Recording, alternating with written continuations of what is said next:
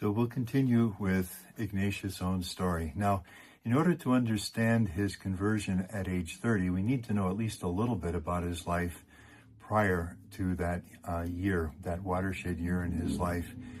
And here's one way to say it. If you think of saints, there are some saints who are very far from God, have powerful conversions, and begin to live lives of great holiness. Of course, we think of St.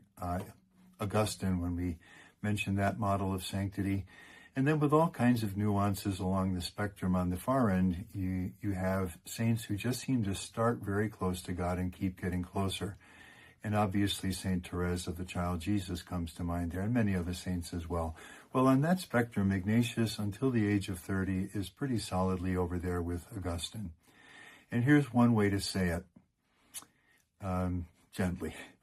And if we look at the 10 Commandments, with the exception of the second commandment, because Ignatius always considered it unworthy of anyone to speak of God with that kind of language, and he would never do it. But in those 30 years, with the exception of the second commandment, there probably was not one of the remaining that Ignatius did not break in some pretty serious way. And just some anecdotes of this. When Ignatius is 24, he goes back to his native town of Aspatia, up in the northwestern corner of Spain, the Basque Country.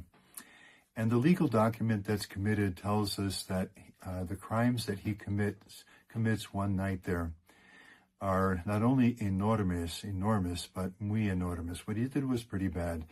And we're told that it was done with set purpose, by treachery, etc.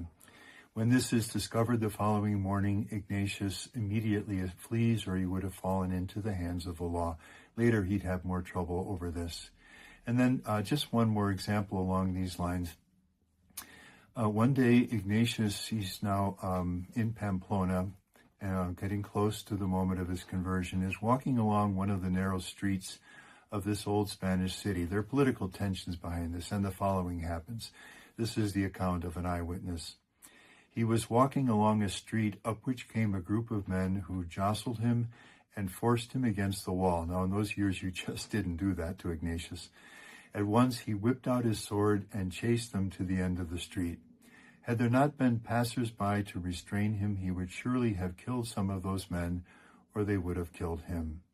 So this is Ignatius until the age of 30, filled with dreams of romance and battles and fighting and knights and chivalry and honor and glory in the world.